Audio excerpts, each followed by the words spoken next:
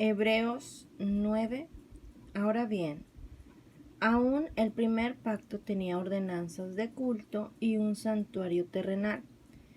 porque el tabernáculo estaba dispuesto así. En la primera parte, llamada el lugar santo, estaban el candelabro, la mesa y los panes de la proposición. Tras el segundo velo estaba la parte del tabernáculo llamada el lugar santísimo, el cual tenía un incensario de oro y el arca del pacto cubierta de oro por todas partes, en la que estaba una urna de oro que contenía el maná, la vara de Aarón que reverdeció y las tablas del pacto, y sobre ella los querubines de gloria que cubrían el propiciatorio, de las cuales cosas no se puede ahora hablar en detalle. Y así dispuestas estas cosas en la primera parte del tabernáculo, entran los sacerdotes continuamente para cumplir los oficios del culto. Pero en la segunda parte, solo el sumo sacerdote una vez al año, no sin sangre, la cual ofrece por sí mismo y por los pecados de ignorancia del pueblo, dando el Espíritu Santo a entender con esto que aún no se había manifestado el camino al lugar santísimo, entre tanto que la primera parte del tabernáculo estuviese en pie, lo cual es símbolo para el tiempo presente, según el cual se presentan ofrendas y sacrificios que no pueden hacer perfecto en cuanto a la conciencia al que practica ese culto, ya que consiste sólo de comidas y bebidas, de diversas abluciones y ordenanzas acerca de la carne, impuestas hasta el tiempo de reformar las cosas. Pero estando ya presente Cristo, sumo sacerdote de los bienes venideros, por el más amplio y más perfecto tabernáculo, no hecho de manos, es decir,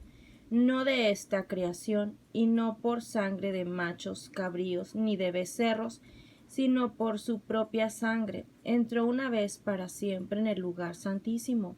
habiendo obtenido eterna redención. Porque si la sangre de los toros y de los machos cabríos y las cenizas de la becerra rociadas a los inmundos santifican para la purificación de la carne, cuánto más la sangre de Cristo, el cual mediante el Espíritu eterno se ofreció a sí mismo sin mancha a Dios,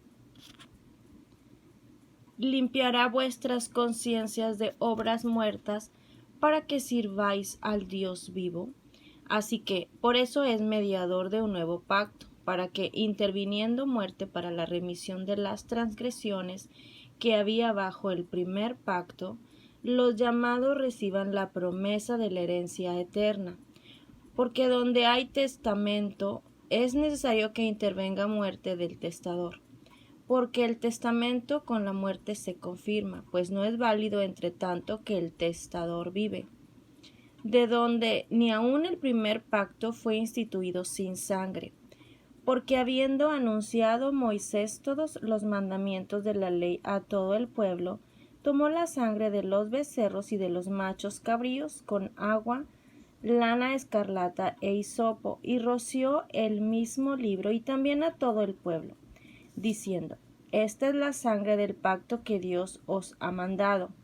Y además de esto, roció también con la sangre el tabernáculo y todos los vasos del ministerio.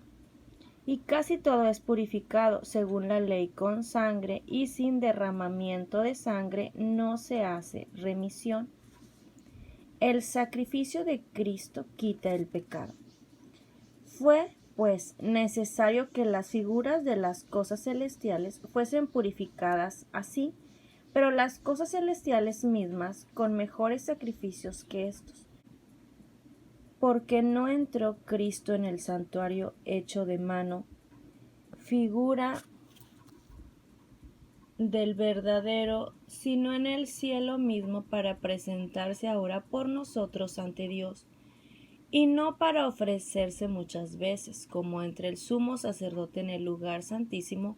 cada año con sangre ajena.